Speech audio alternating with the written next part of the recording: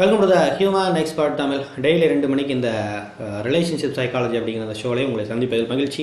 என்னுடைய பேர் Rajkumar, Pandian, psychological counsellor. Yes, கண்டிப்பாக இன்றைக்கு ரொம்ப முக்கியமான விஷயம் பார்க்க போகிறோம். இது தெரியுமா? வாழ்க்கையில் அப்படியே பல கனவுகளோடு நம்ம என்ன பண்ணியிருப்போம்னா அந்த இந்த ஃபேமிலி லைஃப் அப்படிங்கிற ஒரு விஷயத்துக்குள்ள வந்துருப்போம் இல்லையா? நம்ம இது வரைக்கும் சின்ன வயசில் பெருசாக எந்த விஷயத்தையும் நம்ம பார்த்துருக்க மாட்டோம், what ever the thing. But ஒரு இன்ட்ரெஸ்டிங்கான ஒரு விஷயத்தை பார்க்கணும்னா அந்த செகண்ட் பார்ட் ஆஃப் லைஃப் தான் நமக்கு அமையும்னு சொல்லிட்டு ஒரு பெரும் நம்பிக்கையோடு வந்திருப்போம். அந்த நம்பிக்கையை மொத்தமாக சிதைக்கிற மாதிரி நம்மளுடைய பார்ட்னர் எப்படி இருப்பாங்கன்னா ஒரு போரிங் பார்ட்னராக இருப்பாங்க. பயங்கரமான போர். அவங்க கூட இருக்கிறதே சரி, நீ எதுக்கு இருக்கிற நீ அப்படிங்கிற மாதிரி ஒரு எந்த விதமான ஒரு ஒரு ஒரு அட்டாச்மெண்ட்டு இல்லாமல், எதுவுமே இல்லாமல் இந்த ரிலேஷன்ஷிப் நினைக்கும் போது இது எதுக்கு இருக்குது அப்படிங்கிற மாதிரி ஏதோ இந்த வீட்டில் பழைய பாத்திரம் கிடக்கு பாருங்களேன், அந்த மாதிரி இருக்கிற மாதிரி ஒரு விஷயமாக தான் இருக்குது. ஓகேவா? அந்த எப்பயுமே எல்லாத்துலேயுமே இந்த ஒரு வீட்டிலலாம் பார்த்தீங்கன்னா அது ஒரு என்னமோ தெரில, அது ஒரு விண்டேஜ் சிம்பிள் மாதிரி இந்த பழைய புல்லட் வச்சுருப்பாங்க. அது ஒன்றுத்துக்கும் உதவாது. அது இருந்தாலும் அது ஒரு கௌரவத்துக்குன்னு ஒரு பக்கம் வச்சுருப்பாங்க. அது ஒரு சொசைட்டிக்கு ஒரு ஒரு ஒரு இது மாதிரி ஒரு கௌரவம் அப்படிங்கிறத வச்சுருப்பாங்க. ஆனால் அதனால் எந்த பிரயோஜனமும் இருக்காது. அது ஓடவும் ஓடாது, அது சரியும் பண்ண முடியாது, பழைய மாடலும்பாங்க. ஸோ அப்படிப்பட்ட சில விஷயங்கள் அப்படிங்கிறதுல அந்த மாதிரி தான் நம்மளுடைய பார்ட்னர் அப்படிங்கிற என்ன ரொம்ப போரிங்கான ஒரு பார்ட்னராக இருப்பார் அப்படின்னு சொன்னால் அவர் ஏன் அப்படி இருக்கார்? அவரை நம்ம ரொம்ப இன்ட்ரெஸ்டிங்கான வாழ்க்கையில் ரொம்ப எந்துவான ஒரு பார்ட்னராக மாற்றணும்னா நம்ம என்ன செய்யணும் அப்படிங்கிற விஷயத்தை பார்க்கலாம். சரியா? பாருங்கள், பார்ப்போம். What about the boring partner? The first thing we need to understand why. போரிங்னா என்ன? அவர் ஏன் இப்படி போர் அடிக்கிற மாதிரி நடந்துக்கிறார் அப்படின்னு சொன்னால் ஹி ஹேஸ் அன்கான்ஷியஸ் அவாய்டன்ஸ். அவருக்கே தெரிந்தோ அல்லது தெரியாமலோ இந்த ரிலேஷன்ஷிப்லேருந்து கொஞ்சம் விலகி இருக்கிறதை போல் அவர் என்ன பண்ணுறாரு அப்படின்னு சொன்னால் அதற்கான வேலைகளை அவர் செய்கிறார். அவருடைய மனசுக்குள்ளே இந்த ரிலேஷன்ஷிப்லேருந்து விலகி இருக்கணுங்கிற ஒரு இன்டென்ஷன் அவருக்குள்ள இருக்குது. ஏதோ ஒரு கட்டத்தில் இந்த ரிலேஷன்ஷிப்புங்கிறது அவர்களுக்கு ஒரு ஹார்ம்ஃபுல்லாக கூட பரவலாம். அதனால தான் அவர்கள் என்ன பண்ணுறாங்க, கொஞ்சம் விலகி இருக்காங்க. இது ஏதோ ஒரு ஆபத்தான ஒரு விஷயம். அந்த ரிலேஷன்ஷிப் அப்படிங்கிறது என்னை ஹர்ட் பண்ணக்கூடிய, என்னை காயப்படுத்தக்கூடிய ஒரு விஷயமாக அதை அவர்கள் பார்க்கலாம். அதனால தான் என்ன பண்ணுறாங்க, அவங்க ஒரு போரிங்கான ஒரு பார்ட்னராக அவங்களுக்கு முன்னாடி தெரியுறாங்க. அப்புறம் என்ன, பெசாட்டுக்கு போயிட வேண்டியதானே, இந்த ரிலேஷன்ஷிப் விட்டு போயிட வேண்டியதானே அப்படின்னா சில சோசியல் கம்பல்ஷனால், சில கமிட்மெண்ட்னால் ஒருவேளை உங்ககிட்ட பாசம் அப்படிங்கிறது இருக்கலாம்.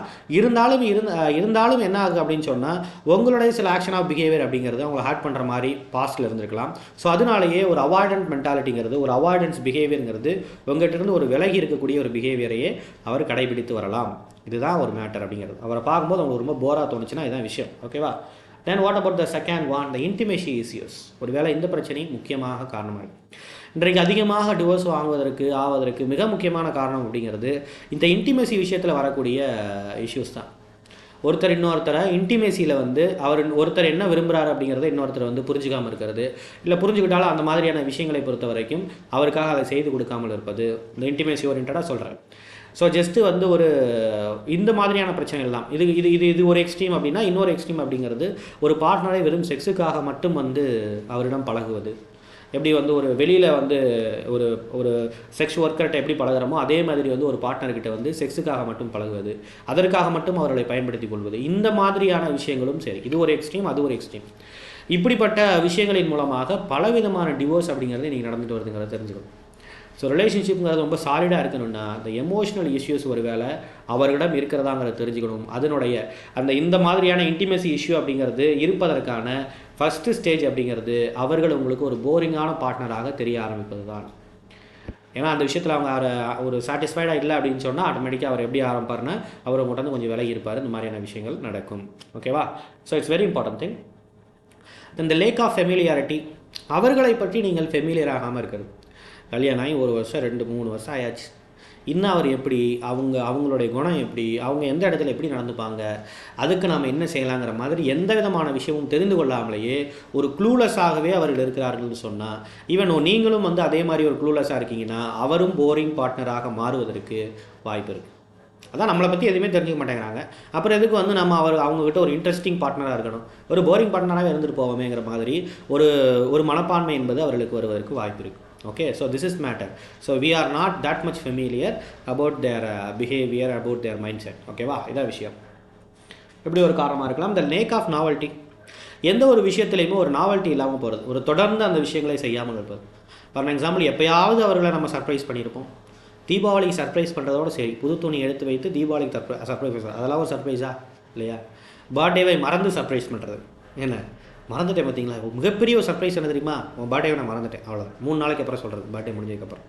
ஸோ இந்த மாதிரியான ஒரு நாவல்ட்டி, அதாவது ஒரு சர்ப்ரைஸ் பண்ணுறதா இருந்தாலும் கூட வந்து அந்த ஒரு விஷயம் அப்படிங்கிறது எப்படி இருக்கணும், அட்லீஸ்ட் ஒரு 2 வீக்ஸ் ஒன்ஸு இந்த மாதிரியான தொடர்ந்து அவர்களை வந்து ஒரு ஹாப்பி மூடில் வச்சுருக்கிற மாதிரியான விஷயங்களை தொடர்ந்து செய்வது, அந்த விஷயத்தில் கன்சிஸ்டன்சியாக இருக்கிறதுங்கிறது ரொம்ப ரொம்ப முக்கியம்.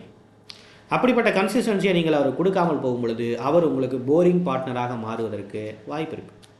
என்ன, அவ்வளோதான் விஷயம். போர் போடுறது கூட அவர் உதவ மாட்டாருங்கிற மாதிரி அப்படி மாறுவதற்கு வாய்ப்பு இருக்குது. ஸோ இந்த விஷயத்தை நீங்கள் புரிஞ்சுக்க வேண்டியது இருக்குது. And the fear of conflict, நாம் பேசினால் சண்டை வருமோ, ஏன்னா நம்மளுடைய பார்ட்னர் அப்படிங்கிறவங்க வந்து ரொம்ப சென்சிட்டிவாக இருக்கிறாங்க, உங்ககிட்ட அவர் பேசினா சண்டை வருமோ, உங்ககிட்ட அவர் வந்து இந்த மாதிரியான ஏதாவது ஒரு விஷயத்தை பேசி அவர் வந்து அடிக்கடி வந்து சண்டை போடக்கூடிய அல்லது சண்டை வளர்த்துக்கக்கூடிய ஒரு ஆள், அதாவது தெரியாமல் ஏதாவது பேசிடுவார், ஒரு ஏதோ கண்ட்ரோல் இல்லாமல் வந்து அவர் பேசிடுவார், ஏதோ ஒரு மைண்ட் செட்டில் பேசிடுவார், ஏதோ ஒரு கேஸில் பேசிடுவார் அவர் சாட்டுக்கு. அப்படி பேசும்போது ஆட்டோமேட்டிக்காக என்ன ஒரு சண்டை வரும். இப்படி அடிக்கடி சண்டை வரனால எனக்கு பேச தெரியலை, அதனால உங்கள்கிட்ட பேசினா சண்டை வருமோங்கிற பயத்தினால, ஏதோ அடுத்த பிரச்சனைகள் வருமோங்கிற பயத்தினால உங்களிடம் அவர் பேசாமல் இருப்பதற்கு வாய்ப்பு இருக்குது. அப்போ இதற்கு காரணம் அப்படிங்கிறது நாம் அதிகமாக சென்சிட்டிவாக இருக்கிறனால நம்முடைய பார்ட்னர் என்பவர் நம்மளிடமிருந்து விலகியே போரிங்காக இருக்கக்கூடிய ஒரு ஆளாக இருக்கிறார். ஸோ இது நல்லா இருக்குது, ஒரு செல்ஃப் ரியலைசேஷனாக இருக்குது இல்லை இது. Okay, very good. What to do? First we need to understand empathy over the intimacy. முதல்ல அந்த இன்டிமேசி ப்ராப்ளத்தை சரி பண்ணணும். ஒரு வேளை உங்களுக்குள்ள அந்த மாதிரியான விஷயங்கள் இருக்குதுன்னு சொன்னால், ஒரு கணவனுக்கும் மனைவிக்கும் இடையில் வந்து குறைந்தது வாரத்திற்கு ஒரு 2-3 தடவையாவது இந்த இன்டிமேசி அப்படிங்கிறது நடந்தே ஆகணும், ஒரு இன்டர்கோர்ஸ் அப்படிங்கிறது நடந்தே ஆகணும். ரொம்ப ரொம்ப முக்கியமான ஒரு விஷயம். Unless there is some emergency situation, அந்த மெடிக்கல் காம்ப்ளெக்ஸ் இந்த மாதிரியான விஷயங்கள் இருக்குது, டாக்டர்ஸ் வந்து இந்த மாதிரி வேண்டாம் அப்படிங்கிற மாதிரி சொல்லியிருக்காங்கிறத தவிர மற்றபடி வந்து ஒரு இயல்பான ஒரு ஹெல்த்தியான ஒரு 2 ஹியூமன்ஸ்க்கும் நடுவில் வந்து இந்த ஒரு விஷயம் அப்படிங்கிறது கண்டிப்பாக நடந்தே ஆகும். ஓகே, அப்போ தான் அந்த ரிலேஷன்ஷிப்பை இன்னும் அதிகமான ஒரு இறுக்கத்திற்கு, ஒரு நல்ல ஒரு பாண்டிங்க்கு அது கொண்டு வருங்கிறதுல எந்த விதமான மாற்றமும் இல்லை. So we need to aware about what is a complex in the intimacy. அந்த விஷயத்தை பொறுத்த வரைக்கும் நீங்கள் அவேர் ஆகி அதை சரி பண்ணுங்கள். Okay, then the novel of experience. Yes, எந்த ஒரு விஷயத்தையும் தொடர்ந்து கொடுப்பதற்கான முயற்சியில் செய்யுங்க. எந்த ஒரு அனுபவத்தையும் எங்கிட்டாவது வெளியில் கூட்டு போகிறீங்கன்னா, நீங்கள் கூட்டு போய் 3 வருஷம் ஆச்சு, அதுக்கப்புறம் கூட்டு போகிறேன், திடீர்னு ஏதோ வந்து ஒரு பெரிய திடீர்னு பார்த்தா ஒரு அந்த அன்னியன் படத்தில் வர மாதிரி தான், திடீர்னு பார்த்தா ரெமோவாயிடுவார். ஒரு 2-3 நாளைக்கு ரெமோவாக இருப்பார். பயங்கரமாக வந்து அவர் பேசுவார், பழகுவார், இது பண்ணுவார், பயங்கரமாக இது பண்ணுவார். அப்புறம் திடீர்னு பார்த்தா அவர் அன்னியன் மாதிரி ஆயிடுவார். அதுக்கப்புறம் நம்மகிட்ட பேசவே மாட்டார். நீ யார், நான் யார், உன்னை விட்டா நான் உன்னை என்ன பண்ணிடுவேன், போய் அந்த கராத்தே அந்த இதில் நடக்கும்ல, அந்த சீன் நடக்கும்ல, போய் 60 சாடு போய் தீயில போட போவார், அந்த மாதிரி உன்னை விட்டா நான் தீயில போட்டுறேன் பார்த்துக்க அப்படிங்கிற கடும் கோபத்தில் இருப்பார். ஏன் அப்படி மாறுறாருங்கிறது தெரியாது. ஸோ இப்படிப்பட்ட ஒரு மாதிரியான ஒரு ரிலேஷன்ஷிப் அப்படிங்கிறது உங்களுக்குள்ளே இருந்ததுன்னா இது மிகப்பெரிய ஒரு கஷ்டம். ஒருவேளை அப்படிப்பட்ட அந்நியனாக மாறக்கூடிய ஆள் நீங்களாக இருந்தீங்கன்னா இந்த ஒரு விஷயத்தை மாற்றிக்கிட்டு அவர்களுக்கு எப்பொழுதுமே ஒரு சந்தோஷமான ஒரு என்வாயர்மெண்ட்டை, ஸோ அந்த மாதிரியான ஒரு நாவல் ஆஃப் எக்ஸ்பீரியன்ஸ் பொறுத்த வரைக்கும் நீங்கள் கொடுக்கணும். ஏதாவது ஒரு இடத்துல அப்படியே ஸ்டக்காக இல்லாமல் ஒரு கான்ஸ்டண்ட்டான ஒரு எக்ஸ்பீரியன்ஸை அவர்களுக்கு நீங்கள் கொடுப்பதன் மூலமாக ஒரு விதமான சப்போர்ட் அப்படிங்கிறது வந்து அவர்களுக்கு கிடைப்பதற்கு வாய்ப்பு இருக்குது. ஓகேவா? Let us see the next one. What is the next one? The refresh routine. We need to refresh that routine. Yes. இப்போ இருக்கக்கூடிய அந்த ரொட்டீன் அப்படிங்கிறது அவர்களுக்கு பெரிய அளவில் வந்து இந்த ஹோப் இந்த மாதிரியான விஷயங்கள்லாம் அவர் கொடுக்கலைன்னு சொன்னால், அப்போ என்ன பண்ண வேண்டியிருக்குன்னா இந்த ரொட்டீனை நம்ம வந்து சேஞ்ச் பண்ணுறது மூலமாக அவர்களுக்கு இன்ஃப்ளூயன்ஸ் பண்ணுற மாதிரியான ஹேபிட்டை அவர்கள் அந்த ரொட்டீனுக்குள்ளே வந்து நம்ம இன்ஸ்டால் பண்ணணும். ரொம்ப ரொம்ப முக்கியமான விஷயம். எந்தெந்த ஹேபிட்ஸ்லாம் எந்தெந்த விஷயங்கள்லாம் அவரை இன்ஃப்ளூயன்ஸ் பண்ணுது, பாசிட்டிவாக அவரை வந்து இன்ஃப்ளூயன்ஸ் பண்ணுது, அவரை சந்தோஷப்படுத்துறது, அவர் எனர்ஜியை வச்சுருக்கிறதுக்கு, அவர் ஒரு ஃப்ரெஷ்ஷான ஒரு ஃபீலிங்கில் வர்றதுக்கு, ஸோ அவரை வைத்திருப்பதற்கு என்னென்ன விஷயங்கள் அப்படிங்கிறது, எந்தெந்த ஹேபிட் அப்படிங்கிறது உதவுதுங்கிறத பார்த்து அதை வந்து என்னுடைய டெய்லி ரொட்டீனில் அவருக்கு நாம் வந்து செட் பண்ணி கொடுக்கறதுக்கு நாம் என்ன செய்யலாம் அப்படின்னு சொன்னால் நாம் வந்து ட்ரை பண்ணலாம். That is a matter. Okay, so this is the matter. Action for the hope on growth. Yes, we need to go for the action for the growth. Yes, ஒரு ஆக்ஷன் ஃபார் த ஹோப் அப்படிங்கிறது இதான் விஷயம். எந்தெந்த ஒரு விஷயங்கள் அப்படிங்கிறது ஒரு unit understand that சில விஷயங்கள் அப்படிங்கிறது இப்போ ஒருத்தவங்க இவர்களை கிரிட்டிசைஸ் பண்ணும்பொழுது என்ன ஆகும் அப்படின்னு சொன்னால் ஒரு பெரிய அளவில் வந்து ஒரு இப்போ நம்மளையே வந்து யாராவது ஒருத்தவங்க கிரிட்டிசைஸ் பண்ணாங்கன்னா ரொம்ப நம்ம செய்யாத ஒரு விஷயத்துக்கு பயங்கரமாக நம்ம கிரிட்டிசைஸ் பண்ணுறாங்க. அது முக்கியமாக நாம் வந்து எதிர்பார்க்குற நேரத்தில், நாம் வந்து ஒரு வெற்றியை எதிர்நோக்கி காத்திருக்கிற நேரத்தில் அவங்களுடைய கிரிட்டிசைஸ் பண்ணக்கூடிய விஷயங்கள் என்பது நம்மளுடைய ரிசல்ட்டை பாதிக்கிறது போல் இருந்தால் நம்ம என்ன பண்ண ஆரம்பிச்சிடுவோம், நம்ம பயங்கரமாக வந்து அப்செட் ஆகிடுவோம் இல்லையா, நம்ம பயங்கரமாக டிமோட்டிவேட் வரும். இதே மாதிரி வந்து இதுக்கு ஆப்போசிட்டாக வந்து நமக்கு ரிசல்ட் வரக்கூடிய நேரத்தில் அதை என்கரேஜ் பண்ணுற மாதிரியான சில ஆக்டிவிட்டீஸை ஒருத்தவங்க பண்ணுறாங்க அப்படின்னா அது ஆட்டோமேட்டிக்காக நமக்கு பிடித்து போய்விடும் இல்லையா. அவர்கள் மேலே நமக்கு ஒரு தனி அபிப்பிராயம் வந்துடும். அதே மாதிரி அவர்கள் செய்யக்கூடிய விஷயத்தின் மூலமாக நமக்கு இன்னும் ஹோப் அப்படிங்கிறது அதிகமாகும் இல்லையா. ஸோ அந்த ஒரு ஹோப்பை செய்கிற மாதிரியான ஆக்ஷன்ஸை வந்து we need to install. அந்தந்த விஷயங்களை நாம் செய்ய வேண்டியது இருக்குது. And more then everything is a counselling will be the matter. ஏன்னா இந்த பிரச்சனைக்கு பின்பாக என்னென்ன மாதிரியான சைக்கலாஜிக்கல் விஷயங்கள் என்பது இருக்கிறது, அவருக்கு உண்மையிலேயே மனோரீதியான வேறு எதுவும் பிரச்சனைகள் இருக்கிறதா, இந்த மாதிரியான விஷயங்கள்லாம் அனலைஸ் பண்ணுறதுக்கு அப்படிங்கிறது online counselling will be the best way. Even அவர் வரலன்னு அவர் வரணும்னு விருப்பப்பட்டால் தாராளமாக வரலாம்.